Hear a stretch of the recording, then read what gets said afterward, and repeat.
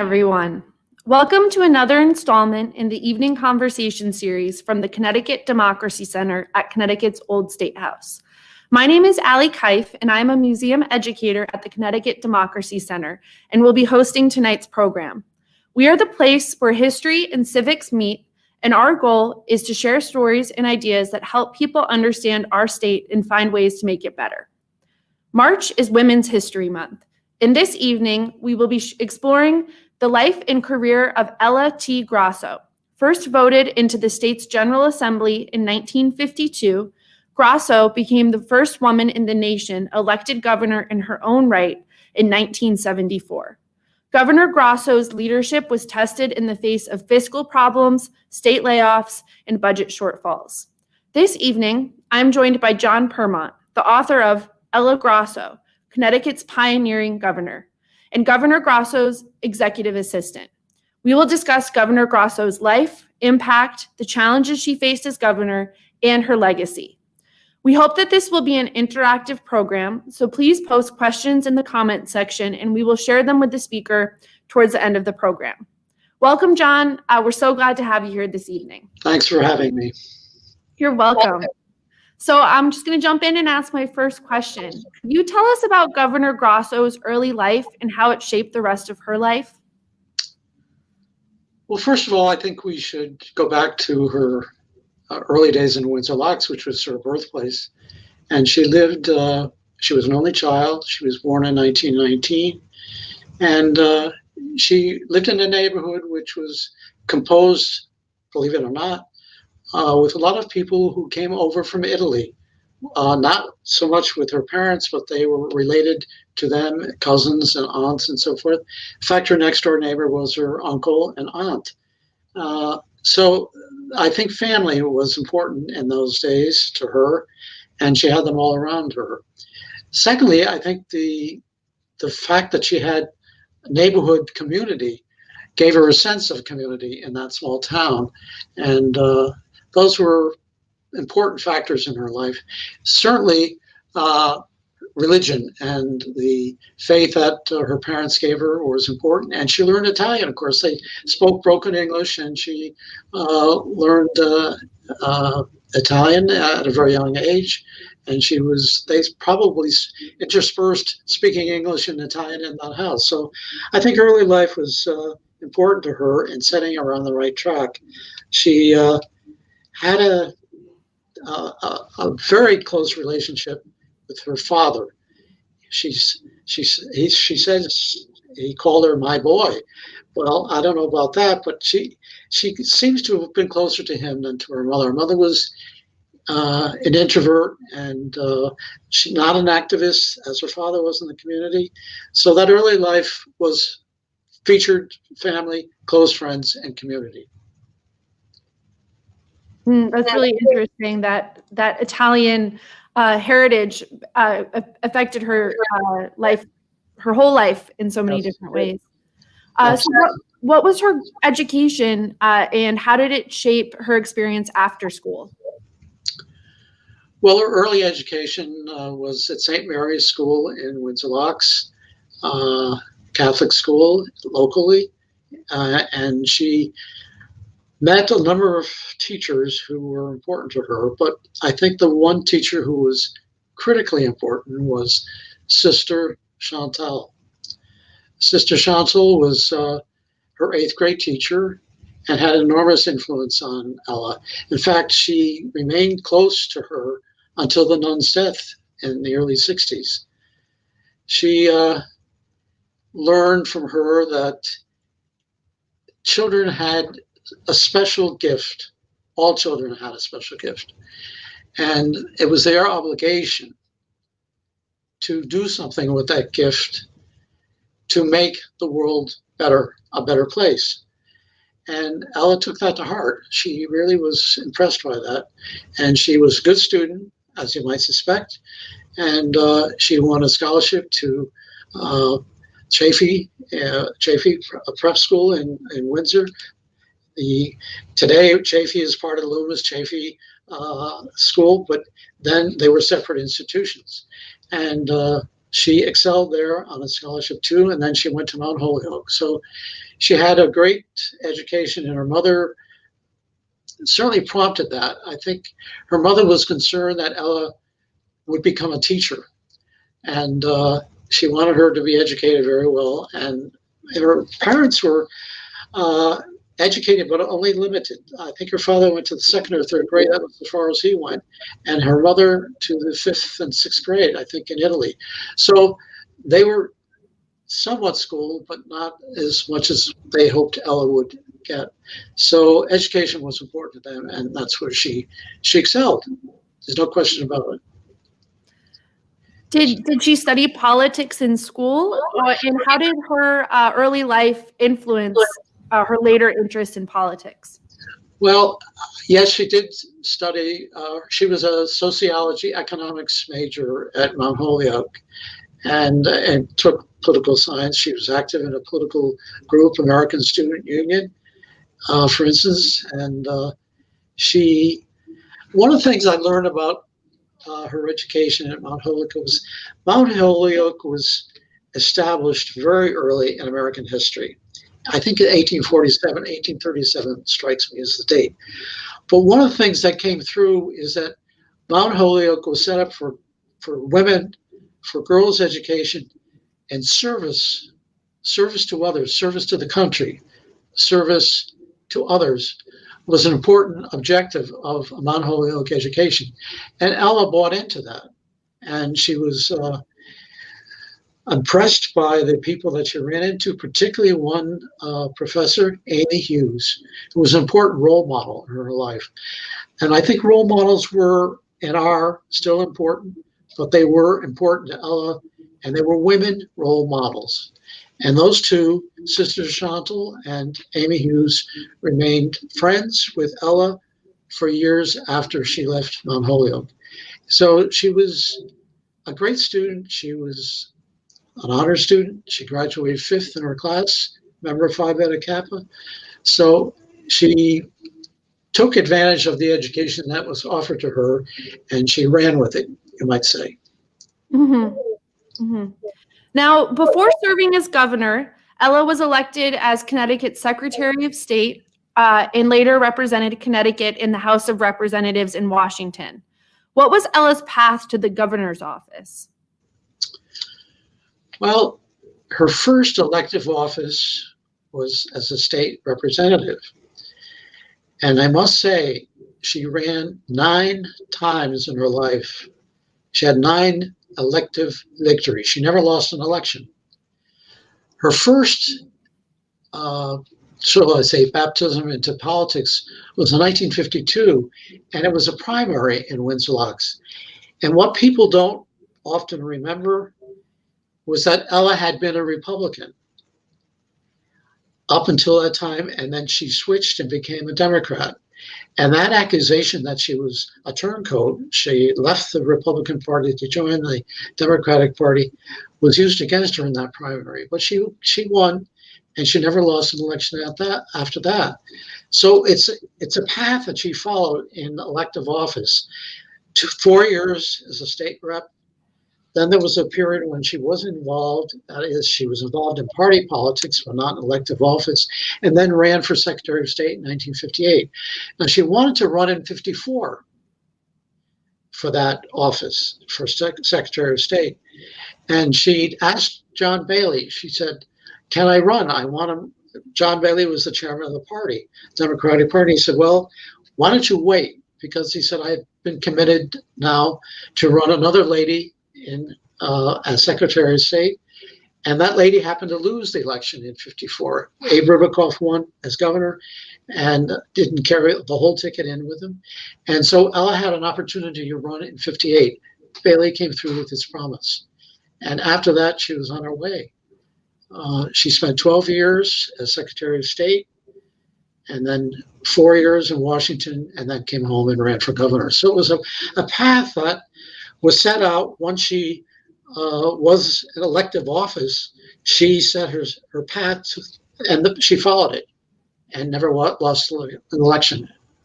Could you talk a little bit about her change in political party and why she made that decision to switch from Republican to Democrat?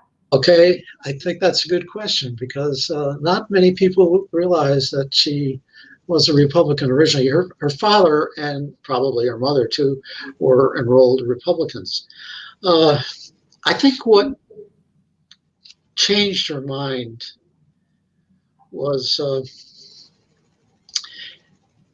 the party seemed more apt to be concerned with the issues which she thought were important in Connecticut at that time.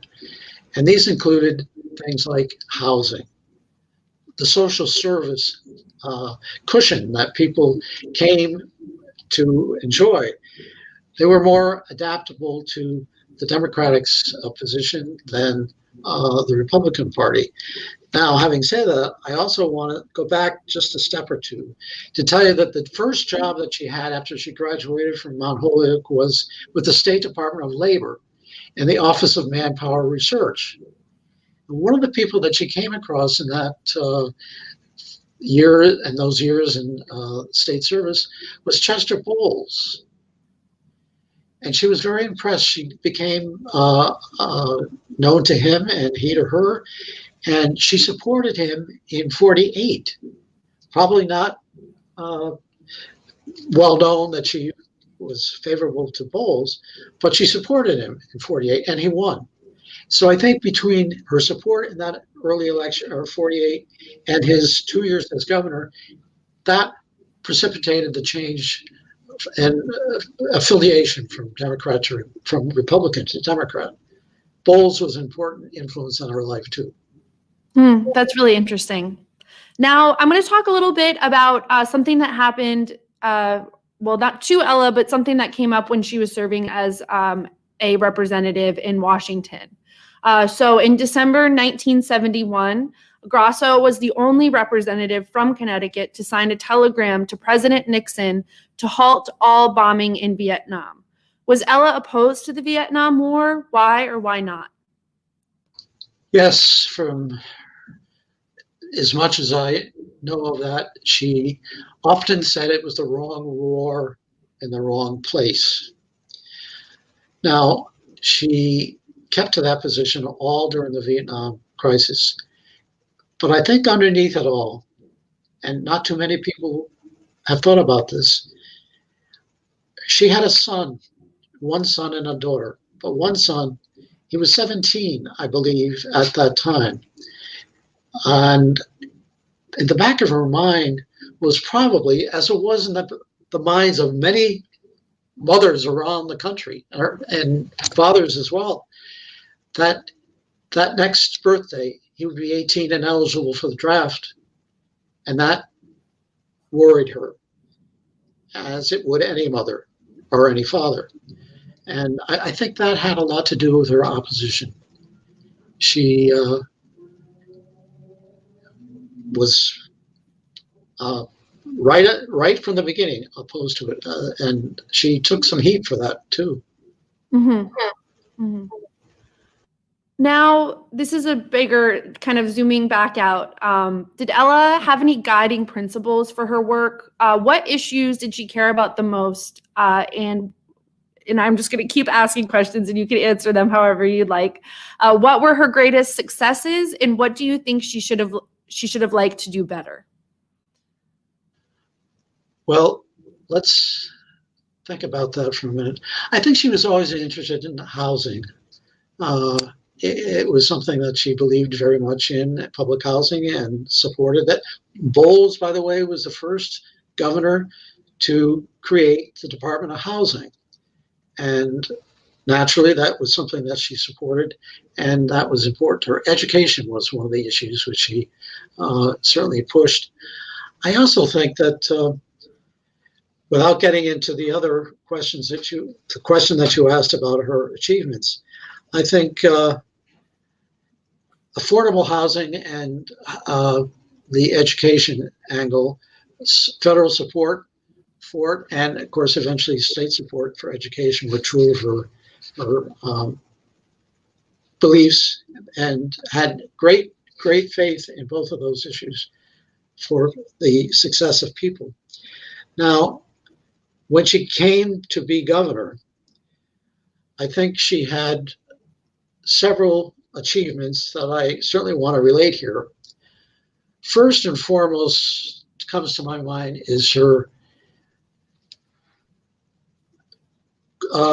belief that Connecticut was very dependent economically on the defense industry and the military industrial complex. The Sikorskys, the Pratt Whitneys, the electric boats of Connecticut, and I don't mean to point out those three only. There were a lot, Colts, gun manufacturing, and so forth. She had an idea when she became governor that she felt that the need to try to stabilize Connecticut's economy, particularly when we were not involved in war or a military conflict. When we were involved, Connecticut's economy thrived. It prospered. But when the country wasn't involved in those things, those orders and those contracts that the state had, or that the industries had, dried up. And it brought about an insurmountable question. People were thrown out of jobs. Connecticut's economy was hurting.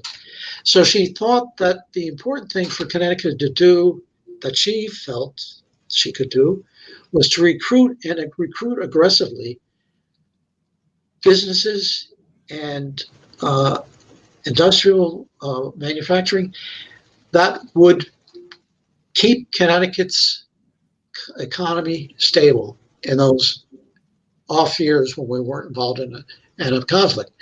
Now, I think of it today. Sikorsky's is running 24/7. Electric Boat has orders recently. The president, I think, signed it for 6 or 8 submarines, I think I read, in the next 10 years. So they're very important. Connecticut's stable economy has a lot to do with the defense, but her vision for the future was to get other industries in here that would provide a stability when times were tough. Now, what did she do? She recruited, it seems to me, aggressively with the help of Ed Stockton, who was Commissioner of Economic Development, recruited pharmaceutical companies to come to Connecticut. Now, we had Pfizer here. Pfizer has been here a long time, but she went after and recruited Bristol Myers Squibb to come, and they settled in Wallingford, Meriden area. Bayer down in West Haven were important, and over in Danbury and Ridgefield were Boehringer Ingelheim, which is a pharmaceutical company as well. And those companies were urged to come to Connecticut because if you think about it, we had Yale University, Yale Hospital. Up in Farmington, we had UConn, which Bristol Myers Squibb could access, as well as Yale and New Haven. Bayer came to West Haven, I think, on the premise that they would be able to have research connections and research with those scientists at Yale and vice versa. I have to admit that Bristol Myers Squibb and Bayer are gone from Connecticut right now. But we still have Pfizer, and I think still have Boehringer Ingelheim. So you could say, well, those pharmaceutical companies are gone. What replaced them? Part of this aggressive stance that she took on economic development was bringing in companies that would provide also stability. And when you think of it, we had the Lego industry from up in Enfield, I think, and we had Hallmark cards come, I think they're in Windsor, and they were manufacturing companies. I don't mean that. I don't mean to imply that. We still need them here. But they are service-based companies to which the economy of Connecticut is now headed, in my mind, for that kind of economy. Stability from companies that are not necessarily military-oriented. And I think while we're on the subject, we could go in another direction. Her key issue in the 1974 campaign for governor was something which you probably don't remember. A lot of my listeners, I hope, will remember that. There was a thing called a fuel cost adjustment, in which the utilities passed on to consumers. It was a cost that they had to pay for buying oil that helped to make electricity for the state. But they didn't get the approval of the PUCA, which is the Public Utilities Control Authority. And as a matter of fact, she had a research company locate and did research themselves on this issue, and they found that United Illuminating, for one, passed along a $5 million cost onto the shoulders of the average consumer who got their electricity from United Illuminating. So she proposed abolishing the PUCA and substituting what she called the Utility Control Authority, which gave her still the governor would nominate and the legislature would approve. They didn't have that authority to do that before, but under her new proposal, they had 5 members nominated by her and approved by the legislature. Secondly, she also proposed the development of a consumer advocate, which we still have today. But the consumer advocate would be nominated by the legislature and approved by the legislature. And I saw a reference to that person the other day in the newspaper. So I wouldn't want to quote his name, but there still is a consumer advocate up there. Now, the Utility Control Authority has gone into many iterations since, but she used that as a very successful campaign issue. And also she provided in her proposal for the UCA money for a staff increase at the utility authority to match if they could, match the proposals that were coming from the utilities to the authority. It seems like a minor thing, but believe me, it was a key issue in the 74 campaign. And the last one that occurs to me was the Freedom of Information Act, which was on the books when Ella became governor, but she strengthened the FOI. And in this way, she made all boards and commissions throughout the state, including the local boards and commissions, town councils, regional authorities, and so forth, subject to the FOI, open their books, make it more transparent. And that was her effort. She was very proud of that. And FOI, I guess it's FOIA, Freedom of Information Agency now. But it was an attempt to give the public access to the access to the books of these various boards and commissions. And by the way, all of the states' insurance policies and leases and everything has to be done in the open so that no one can sort of use their influence without going through public scrutiny. So I think that was part of what she would see today as her achievements. Yeah, that's really interesting. Like, I could just hear for hours about all the things that she accomplished. But I want to also ask, and this was part of my question, is what do you think that are some of the things that she would have liked to have done better? Probably not lay off the state employees that she had to do at a very bad time at the holiday season, Christmas, I think, Christmas and New Year's. The state was in a budget crisis, and she was advised by her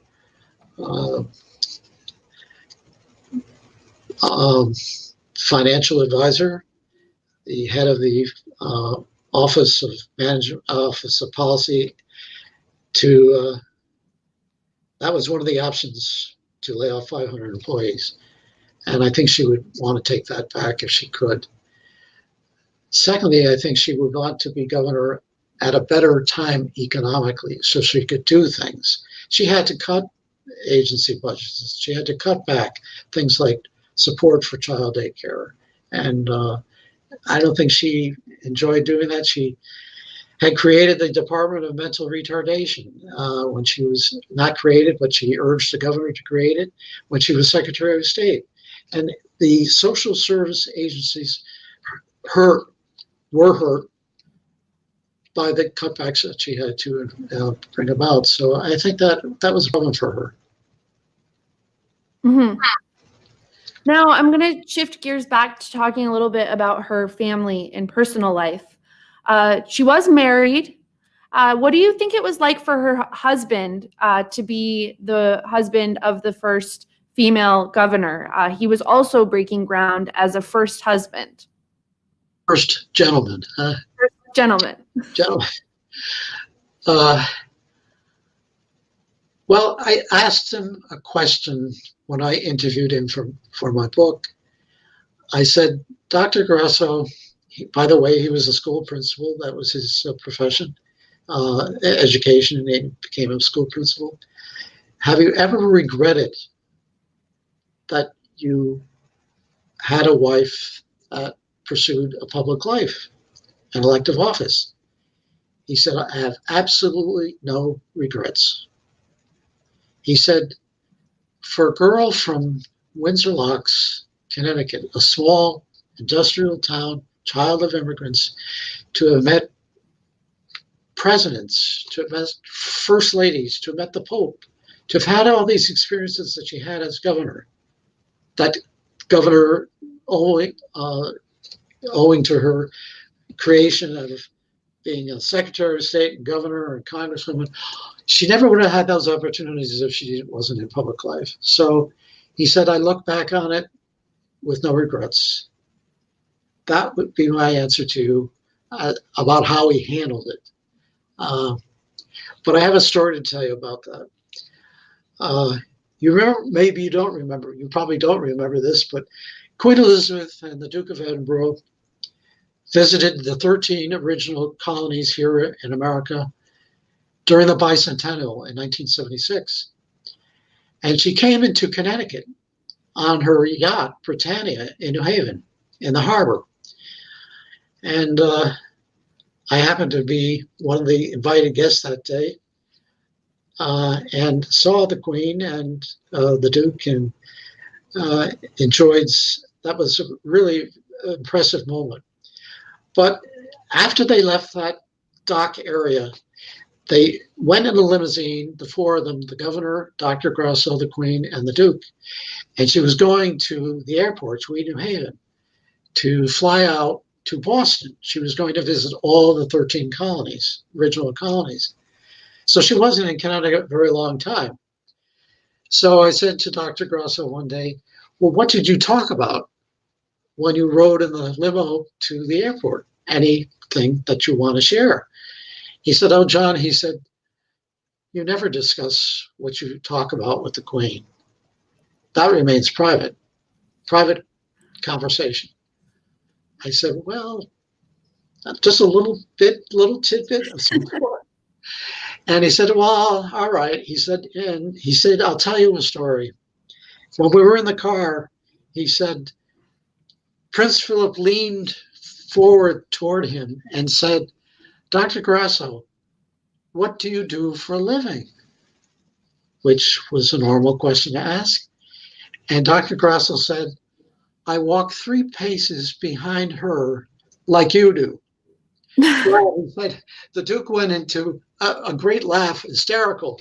And I thought it was kind of funny when he told me that. And I could just imagine Ella probably said, oh, she probably poked her husband in the side and said, "Oh, Tom," something like that. But it was a great quip to use with the Duke that day. So I didn't ever got the impression that he regretted it for any time at all.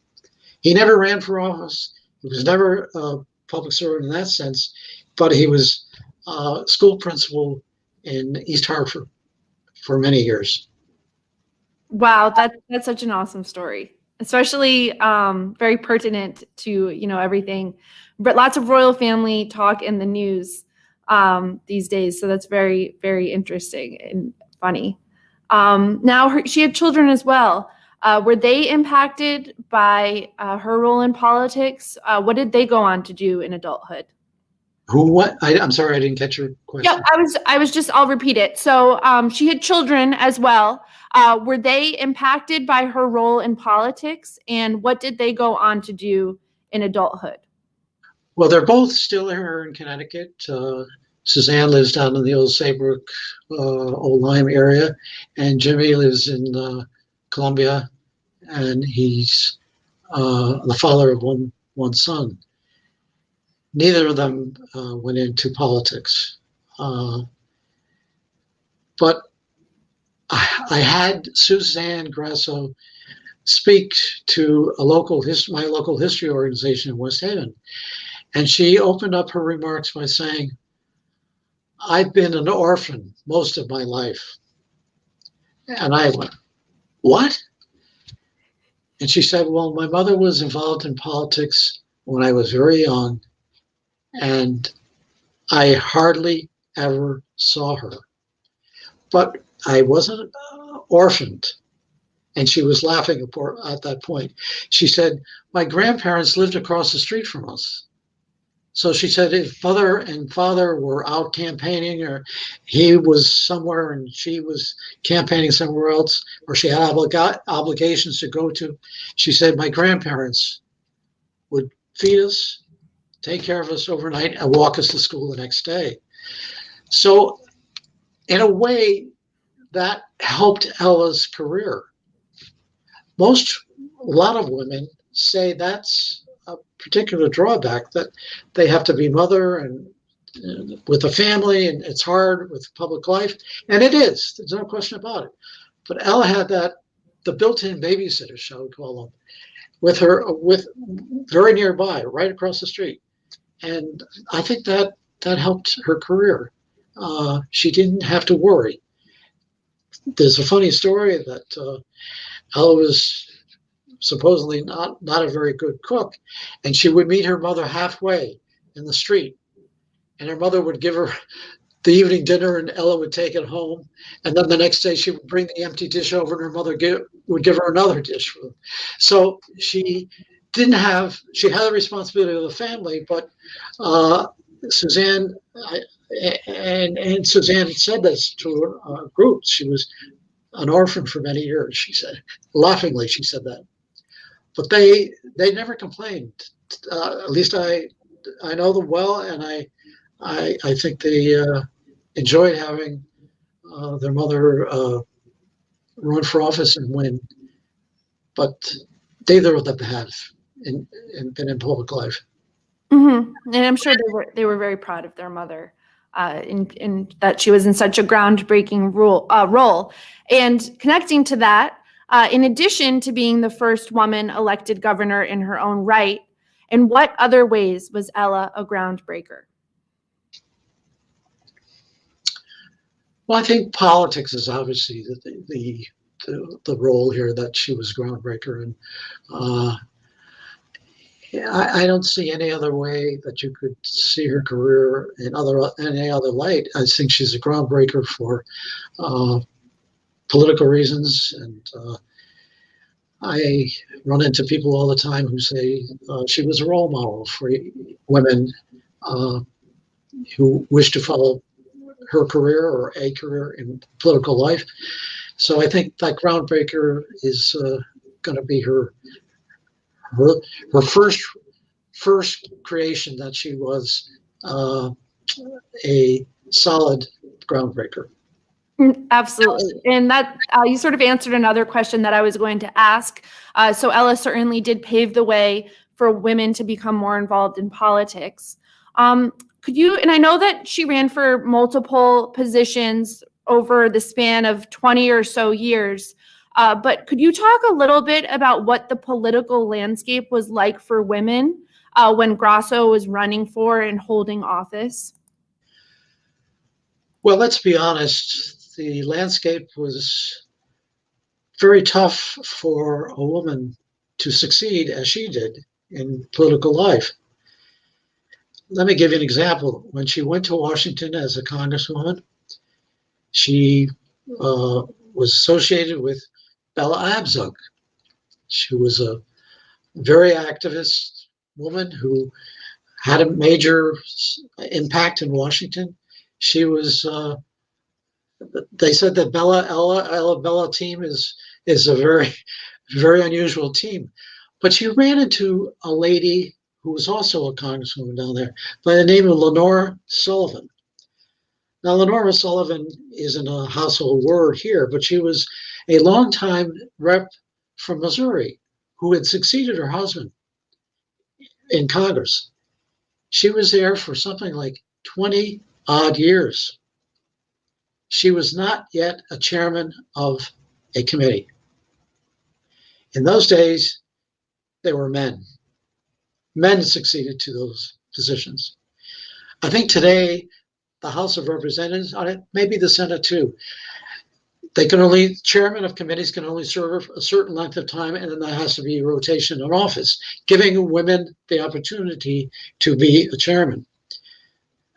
Ella got down there in Washington, and she realized she was going to have to play by the rules and serve her time, and that turned her off about Washington.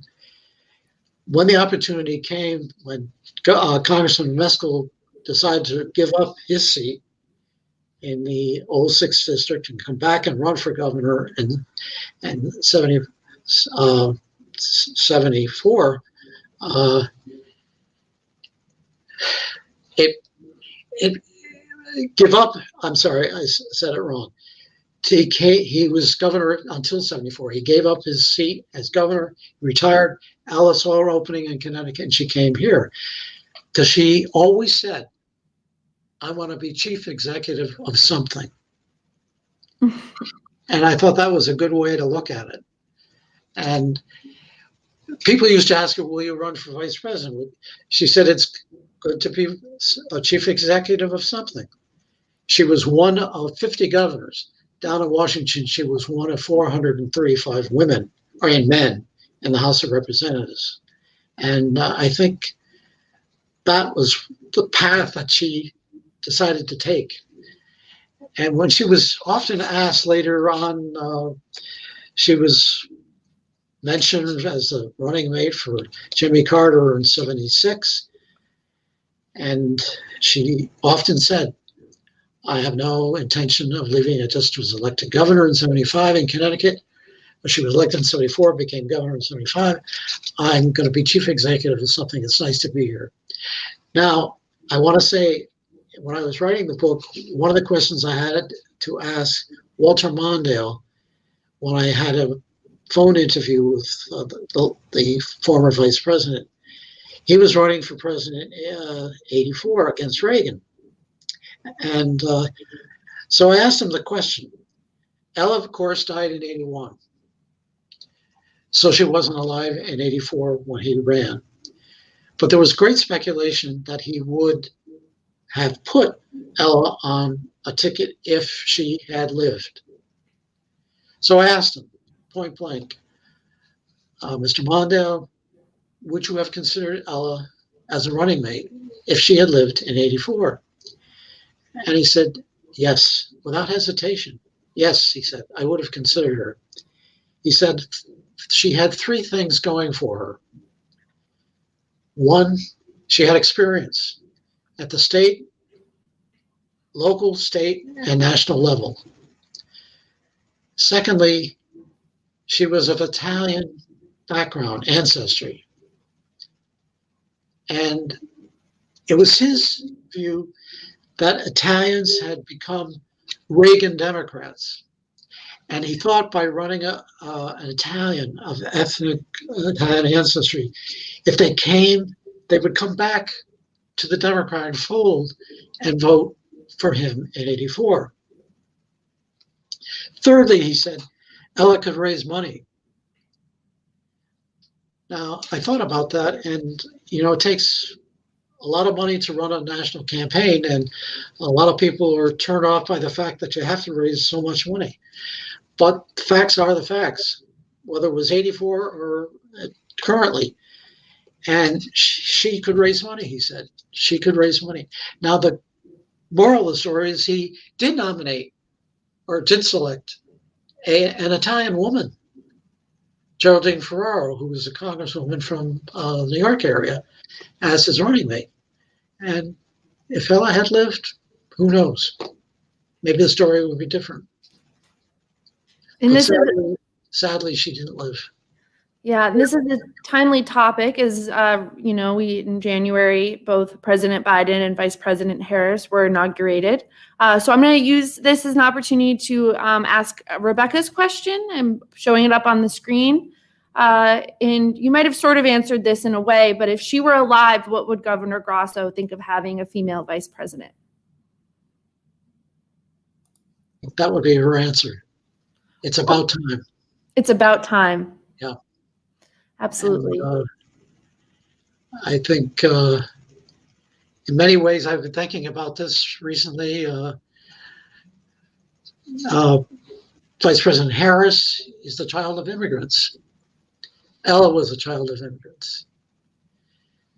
Kamala Harris had an important job in California. She was the AG, the Attorney General. Al had an important job here in Connecticut for many years, Secretary of State. And so their paths in some way follow each other, but I think Ella's reaction would be, it's about time. She said one time in an interview, I'm sure we'll see a woman president, because she was asked, would a woman be president? Would you be interested? She said, no, I wouldn't be interested. Chief executive of Connecticut, that's fine. No, I wouldn't be president, but in my lifetime, I think we'll see a woman. She didn't live to see that, of course. Sadly, again. But that was her reaction. Mm-hmm. Now we're coming, it's about 7:45, and I really want to hear some about your experience working with Ella. So how did you get involved in Ella's administration? Well, that brought me to Hartford one day, unexpectedly. However, let me backtrack for a second. I had met Mrs. Grasso, the governor, several times, many times at political events. I had a position with the mayor of West Haven. I was his assistant. And so on very, very many occasions, I had run across her. Not that she knew my name, but she recognized the face and so forth as we passed through the receiving line and shook hands with her. So one day in let me think. Well, it doesn't make any difference. Anyway, the mayor said to me one day, he said, I'm going to be out of town the day the senior citizens groups in New Haven are going to have their annual luncheon. So it was senior citizens clubs from all the New Haven towns and cities down in that area. He said, I'm going to be out of town. Would you go in my place? Which I often did, replacing him as a substitute. So I said, sure, I'll go. So I went to the Park Plaza Hotel for this luncheon. And when I went through the door to the hotel in the ballroom, Ella was there. And I greeted her and she said, you're here today. She said, you're representing the mayor. I said, yes, I am. She said, I would like you to sit next to me on the dais. I said, okay, I'd be glad to. So I sat next to her, and when the time came for the mayors and first selectmen of the towns to get up and say a few words, actually I was called on to bring the greetings of the mayor to the town to the group. So I made a little speech, 5 minutes, maybe 3 minutes, 4 minutes, and I sat down and she leaned over and she said to me, did you write that? I said, well, yes, I did. She said, that was very good. I said, well, thank you very much. About 4, 5, maybe 6 weeks later, after that event, I received a phone call from her chief of staff, Chad McCullum. Would I be able to come up to Hartford to her office and meet with the governor the following morning? I said, well, I think so. I'll check my schedule and I'll be up there. So that was how it happened.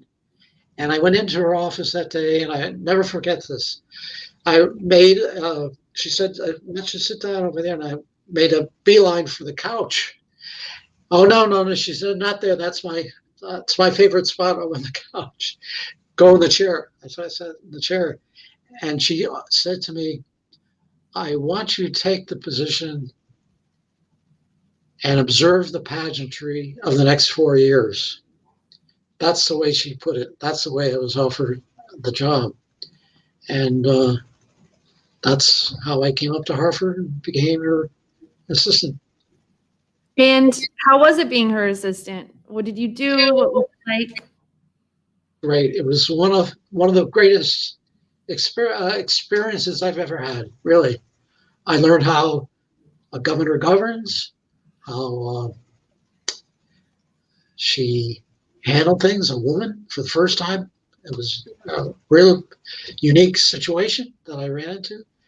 And I'd always thought, one day I said to her, what are you going to do once your chief executive term runs out and you decide you want to retire? What are you going to do then? And she said, I think I'll write. She said, I'll write about Connecticut women who've been important in my life. Women she knew in her service to the state. And that was the only, and she said also, I might teach a course or two at Mount Holyoke, a seminar,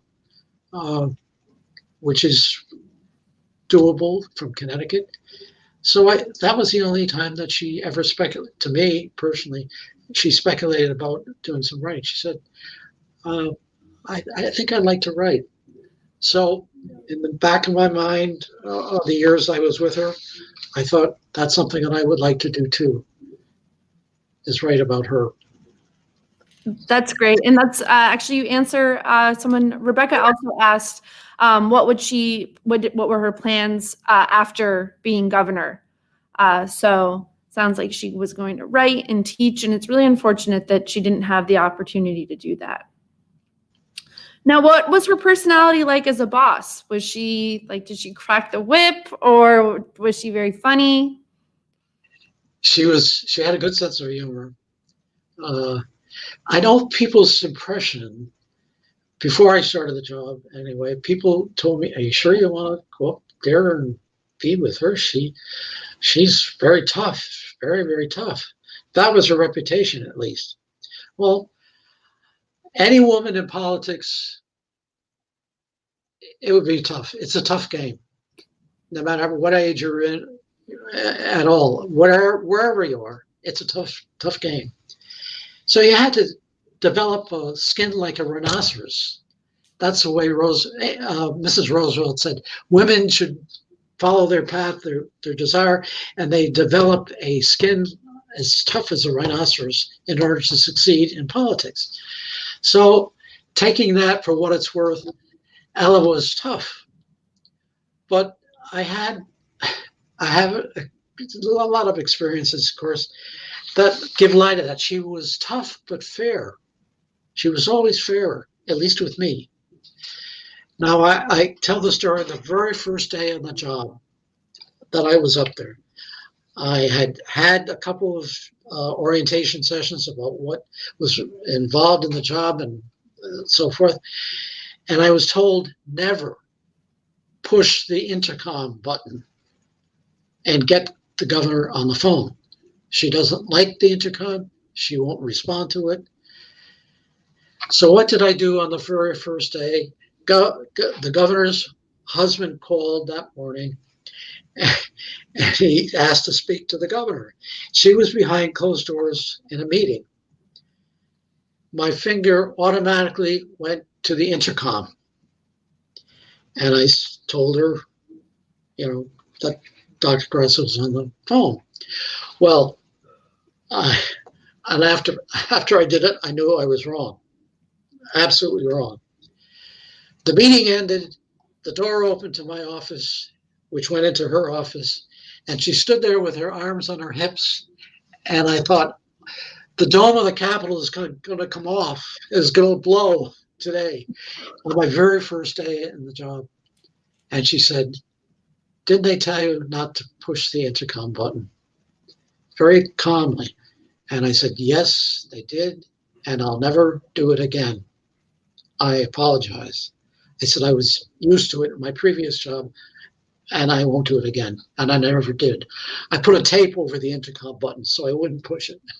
That's how I dealt with it. So my answer to you is convoluted, but I hope entertaining, and tell you a few stories. Yeah, absolutely. And you just shared one memory. What are some of your other favorite memories of working with Ella? Well, again, on that first day, it comes to my mind. She had a technique that I thought was very unique and very different that I had experienced. She would early morning be at that office about 7 o'clock many days. I arrived about 7:30, and her public schedule didn't start till 9. So between 7:30 and let's say 8:30, quarter of 9, she met with staff. The first day I was there, a lot of the staff people came over from their various offices in the Capitol and sat down in the governor's office. And she said, John, I want you to come in for the meeting. This is what I do every day, generally speaking. So I joined the group. And the question that she had on her mind was one that was bothering her greatly. She'd been invited to be the commencement speaker at Wesleyan University in Middletown. And she was willing to do it, but she was concerned because the announcement that she would be the speaker had caused some student protests at the campus. Those were the years when they were protesting the Vietnam War, when they were protesting everything under the sun. And a man like Bill Buckley, not to change the subject, Bill Buckley threw in the towel. He wouldn't go to Vassar. People were rejecting offers to be the commencement speaker. And here she had an invitation to be the commencement speaker while at Wesleyan. She said, what does everyone think about that? Should I do it? Now, she didn't want to go and be a distraction or be a disruption for what is normally a happy day. And she came around and asked everybody. I said, I think you should go. I think you should proceed with your commencement speech and let them know that you're not afraid to come in their midst. She did it. Come to find out, and I didn't know that this day that the problem was brought to my attention. 5 other people had been asked to speak at Wesleyan. She was the 6th. Jane Fonda, Ted Kennedy, Woody Allen, and Alan Alda, and Barbara Jordan had all rejected Wesleyan's offer to speak. So they turned to Ella Grasso as their 6th potential speaker. She was having second thoughts about it, but she didn't want to disrupt. It wasn't so much she was afraid of going to be as commencement speaker. It was just that she would end up maybe being a distraction for what should be a happy day. But she went forward with it. That was her decision. I'm going to go. She received fan mail for that speech that she gave at Wesleyan for months afterwards. It was really a triumph for Ella. She did say students stood up, turned their back on her, but it wasn't widespread. And the secret, I think, to it was she kept her speech humorous and light. She didn't go into serious issues that would have prompted disruption. She kept it light. But can you imagine? Jane Fonda would have been a great speaker. She's still around, but she rejected that too.